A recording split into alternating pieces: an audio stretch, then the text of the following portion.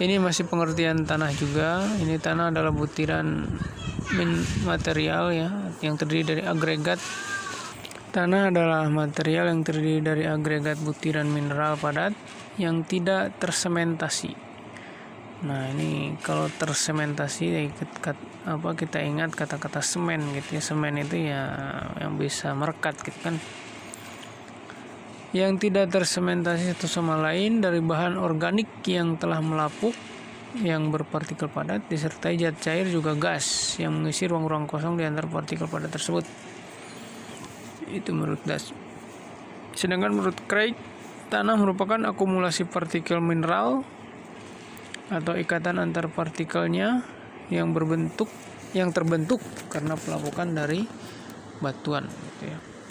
Sedangkan air adalah senyawa gabungan 2 atom hidrogen dan 1 oksigen menjadi H2O sudah gitu ya. Itu secara kimia pendekatan ya. Itu Stanal Arsad. Kemudian menurut Hefni Effendi, ini air adalah salah satu sumber energi gerak gitu ya. Kemudian menurut Robert J. Kodwati, air merupakan material yang membuat kehidupan terjadi di bumi. Dan pengertian air lain-lainnya gitu kan, banyak sumber. Slide 12, slide 13 gitu ya. Seperti itu.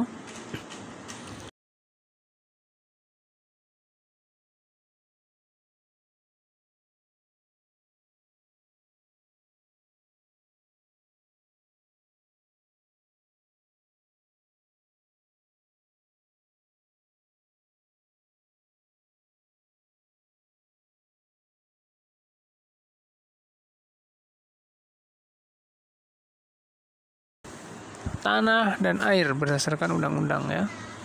Tanah dan air merupakan lapisan permukaan bumi yang terdiri atas zat padat berupa mineral dan bahan organik. Zat cair berupa air yang berada dalam pori-pori tanah dan yang terkait pada butiran tanah gitu ya. Serta udara sebagai satu kesatuan yang berfungsi sebagai penyangga kehidupan dan media pengatur tata air. Ya, ini sebenarnya bisa dibaca lah ya. Pengertian konservasi tanah dan air berdasarkan undang-undang gitu ya. Yaitu upaya pelindungan, pemulihan, peningkatan, dan pemeliharaan fungsi tanah pada lahan sesuai dengan kemampuan dan peruntukan lahan untuk mendukung pembangunan yang berkelanjutan dan kehidupan yang lestari. Jadi ya di sini ingat tadi ya, konservasi tanah dan air itu bukan berarti tanah dan airnya tidak boleh digunakan gitu ya. Tetapi harus boleh digunakan sesuai dengan kemampuan tanah tersebut gitu ya. Tujuan konservasi tanah dan air. Pada dasarnya konservasi tanah berarti penempatan setiap bidang tanah pada cara penggunaan yang sesuai dengan kemampuan tanah dan memperlakukan sesuai dengan syarat-syarat yang diperlukan agar tanah tersebut tidak cepat rusak gitu ya. Jadi penggunaan setiap bidang tanah pada cara penggunaan yang sesuai dengan kemampuan tanah serta memperlakukan sesuai dengan syarat-syarat yang diperlukan agar tanah tersebut tidak cepat rusak gitu. Adapun tujuan usaha konservasi tanah dan air ada 4 poin ya. Pertama, mencegah kerusakan tanah akibat erosi, memperbaiki tanah yang telah rusak, menempatkan kelas kemampuan tanah, serta menetapkan tindakan atau perlakuan yang diperlukan agar tanah tersebut dapat dipergunakan seoptimal mungkin dalam jangka waktu yang tidak terbatas. Tujuan konservasi tanah dan air. Ini masih sambung yang tadi, bahwa konservasi tanah bukan berarti penundaan penggunaan tanah atau bukan juga berarti pelarangan penggunaan tanah gitu. Ini karena konservasi tanah maka tanah dan air ini jangan digunakan lah, atau tunda aja penggunaannya supaya awet, atau laranglah penggunaannya. Bukan gitu ya. Tetapi konservasi tanah dan air menyesuaikan macam penggunaannya dengan sifat-sifat tanah dan memberikan perlakuan sesuai dengan syarat-syarat yang diperlukan gitu ya.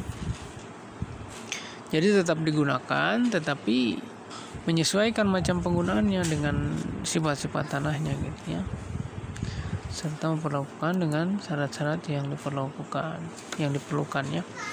Kalau tanah yang mudah tererosi bagaimana perlakuannya gitu ya. Kalau tanah yang berbatu bagaimana perlakuannya, syarat-syaratnya apa gitu ya. Kalau tanah yang berkapur bagaimana gitu yang perlakukannya gitu ya. Pendekatan dalam konservasi tanah. Nah, konservasi tanah dilakukan agar gitu ya, energi perusak baik air hujan ataupun aliran permukaan sekecil mungkin gitu ya, sehingga tidak merusak. Kemudian yang kedua, konservasi tanah dilakukan agar agregat tanah lebih tahan terhadap pukulan air hujan dan aliran permukaan gitu ya. Nah, ini di lapangan bahwa ya penyebab ya itulah gitu ya, untuk terjadi erosi dan lain-lain. Erosi terbawanya tanah gitu kan, kemudian mempengaruhi air sungai misalkan jadi sampai keruh. Nah, itulah tanah dan air hubungannya gitu ya. Yang mana ya erosi terjadi karena agregat ini ya tidak tahan terhadap air hujan yang turun gitu ya. Atau setelah hujan turun menimpa tanah kemudian mengalir di permukaan. Nah, kalau agregat tidak kuat ya dia akan terbawa erosi gitu ya. Kemudian berdasarkan dua hal di atas, maka ada 3 pendekatan dalam konservasi tanah, yaitu memperbaiki dan menjaga keadaan tanah agar tahan terhadap penghancuran dan pengangkutan gitu ya, maksudnya pengangkutan butir-butir tanah ya, serta lebih besar daya serap terhadap air gitu ya. Jadi tanah itu semakin besar bisa menyerap air, maka semakin bagus tanah tersebut. Jadi ya semakin besar daya resap airnya, begitu hujan turun katakan gitu ya, maka air itu akan langsung meresap ke dalam tanah gitu ya. Berbeda kalau tanah yang daya resapnya kurang, katakanlah aspal gitu kan, maka ya begitu hujan turun ya air akan mengalir di permukaan saja menuju tempat yang paling rendah gitu ya. Dan banyaknya air mengalir di permukaan itu ya pertama akan mengikis tanah tersebut yang ada di permukaan. Yang kedua ya pasokan air di dalam tanah juga akan kurang gitu ya, karena air hujan tidak bisa masuk ke dalam tanah. Kemudian yang kedua, pendekatan kedua, menutup tanah dengan tanaman atau sisa-sisa tumbuhan agar terlindung dari pukulan langsung air hujan yang jatuh gitu ya. Jadi manfaat tumbuhan diantaranya ya melindungi tanah gitu ya, supaya tidak langsung terpukul oleh jatuhan air hujan. Kita sering merasakan gitu ya, begitu hujan turun kemudian katakanlah kita di lapangan terbuka, nah begitu air hujan menetes ke tanah, maka kadang di kaki kita itu sudah terlihat tempelan-tempelan butiran tanah gitu yang banyak, atau kita sering menyebutnya wah kaki kotor gitu kan, banyak tanahnya gara-gara percikan-percikan tanah yang terjadi ketika air hujan jatuh ke permukaan tanah gitu ya. Jadi tanahnya itu terpelanting kena ke kaki dan lain-lain gitu ya. Kemudian yang ketiga, mengatur aliran permukaan sehingga mengalir dengan kekuatan yang tidak merusak. Gitu ya. Dengan konservasi tanah ini ya aliran permukaan ini jangan sampai merusak. Yang merusak itu seperti alirannya deras sekali gitu ya, karena air hujan di hulu itu, katakan di hulu jatuhnya adalah 1000 liter gitu ya, maka sampai hilir ya 1000 liter lagi gitu, karena di perjalanan dari hulu ke hilir itu tidak ada yang meresap gitu ya, atau sedikit sekali meresap.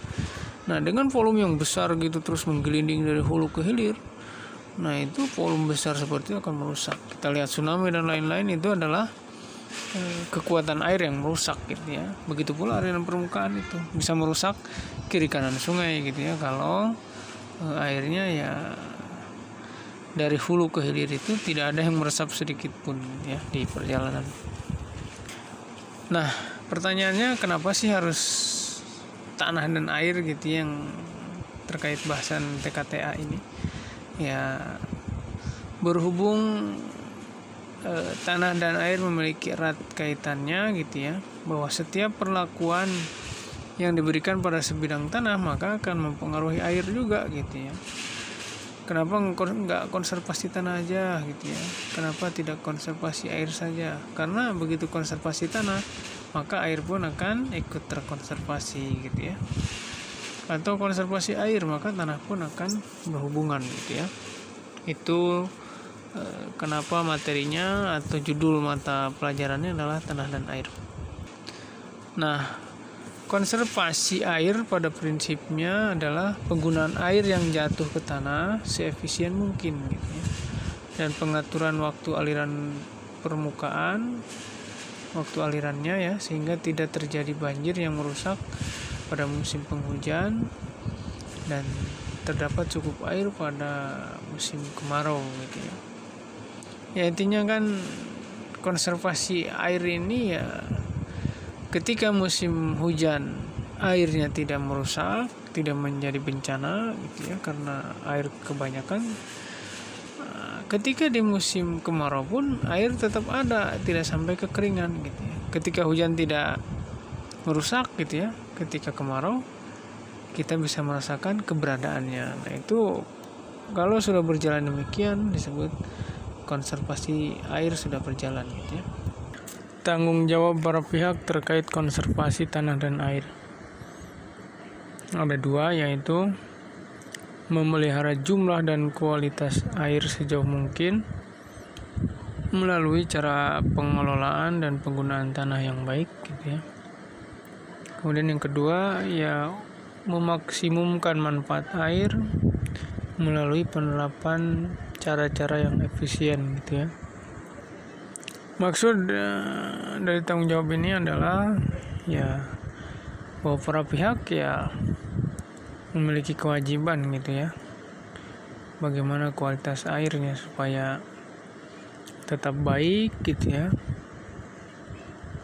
dengan tentunya ya pengelolaan yang bisa dilakukan gitu ya, serta ya penggunaan tanah yang sesuai ketentuan gitu ya. Kemudian memaksimumkan manfaat air gitu ya, jangan sampai air ini ya istilahnya dihambur-hamburkan atau diboroskan gitu ya. Seperti ya kalau kita mandi ini cukup misalnya 5 liter, katakan ya ini contoh, maka ya tidak perlulah mandi sampai 10 liter, 15 liter gitu. Kalau 5 liter saja sudah bersih gitu ya. Nah itu contoh-contoh memaksimumkan manfaat air gitu ya. Upaya konservasi tanah dan air gitu ya. Jadi usaha-usaha konservasi tanah dan air bisa dilakukan apabila ya faktor-faktor penyebab kerusakan tanah sudah diketahui gitu ya, serta faktor-faktor yang mempengaruhi baik yang dapat mempercepat atau memperlambat proses tersebut, proses kerusakan gitu ya, sudah diketahui, maka ya usaha konservasi bisa dilakukan. Sebaliknya, usaha konservasi tidak bisa dilakukan kalau faktor penyebab kerusakan tanah dan air tidak diketahui gitu ya. Kemudian faktor yang mempercepat atau memperlambatnya juga tidak diketahui gitu ya, maka usaha konservasi tanah dan air susah untuk dilakukan. Upaya konservasi tanah dan air yaitu tadi setelah mengetahui faktor penyebab, maka bisa menentukan tindakan pengelolaan gitu ya. Adapun cakupan tindakan pengelolaan ini yaitu memperkecil faktor yang mempercepat erosi ya, memperbesar faktor-faktor yang menghambat erosi, serta memperbesar faktor-faktor yang dapat memperbaiki kesuburan dan produktivitas tanah. Nah itu cakupan pengelolaan gitu ya. Lantas pertanyaannya, apa sih teknik konservasi tanah dan air? Nah, tadi kan kita sudah membahas terkait konservasi tanah dan air. Apa itu konservasi, apa itu tanah, apa itu air gitu ya. Nah, sekarang ditambah dengan kata teknik. Nah, ini sesuai mata pelajaran kita gitu ya. Jadi teknik konservasi tanah dan air adalah penerapan ilmu dan teknologi untuk melakukan perlindungan, pemanfaatan, dan pengawetan terhadap tanah dan air gitu ya. Jadi ada kata tekniknya. Teknik itu adalah upaya, usaha, metode gitu ya, itu teknik gitu ya. Nah, itu pengertian teknik konservasi tanah dan air gitu ya. Sebenarnya ya lingkup TKTA ya ada 3 macam gitu ya. Ada sipil teknis ya, ada vegetatif, dan ketiga ya kimia gitu ya. Itu lingkup teknik konservasi tanah dan air ya di lapangan itu ya 3 itu gitu ya. Misalkan ada pertanyaan teknis konservasi tanah dan air gimana sih di lapangan cara-caranya gitu ya. Cara-caranya ya atau pendekatannya ya 3 ini jawabannya. Oh, secara sipil teknis begini, secara vegetatif begini, secara kimia begini gitu ya. Contoh gitu ya.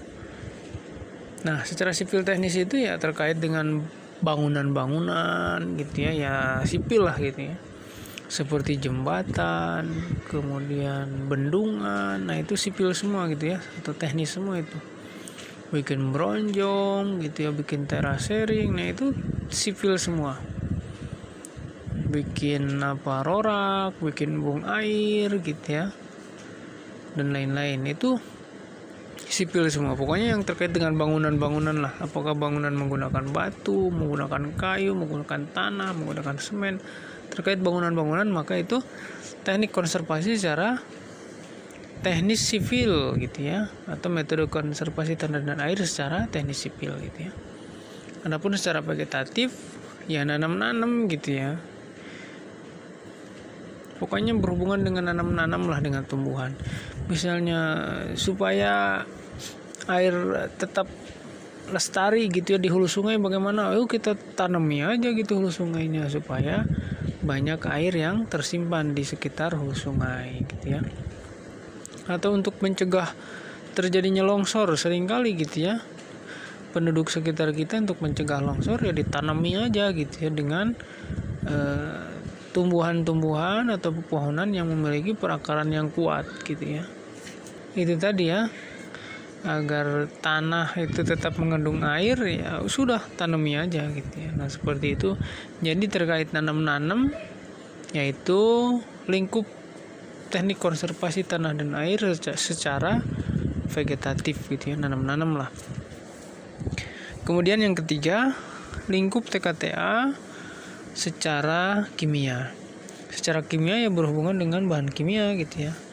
Contoh nyatanya di lapangan ya petani sekarang kan, supaya tanaman ini subur, tanah dan airnya bagus, ya sudah kasih pupuk saja gitu kan. Pupuk juga macam-macam gitu ya. Ada pupuk nitrogen, kalium, kemudian kapur dan lain-lain gitu ya, untuk memperbaiki kesuburan tanah. Nah, itu secara kimia gitu ya. Bahkan di pertambangan untuk memperkeras jalan, bagaimana supaya si jalan permukaan tambang itu, permukaan jalan di areal tambang itu supaya kuat ya bisa dikasih bahan kimia gitu ya. Nah, itu metode secara kimia ya. Kimia itu berhubungan dengan pupuk lah kasarnya. Jadi saya ulang ya. Jadi lingkup TKTA ada 3. Ini akan terbawa dari kelas 11 sampai 12. Ada 3 aja, ingat ini. Yang pertama adalah sipil atau teknis. Ini terkait dengan bangunan-bangunan ya. Kemudian yang kedua adalah vegetatif. Ini terkait dengan nanam-nanam. Nanam pasti tumbuhan lah dan bernyawa gitu ya, tumbuhan. Dan yang ketiga adalah kimia. Kimia ini berhubungan dengan bahan kimia ya, kasarnya mupuk-mupuk lah gitu ya.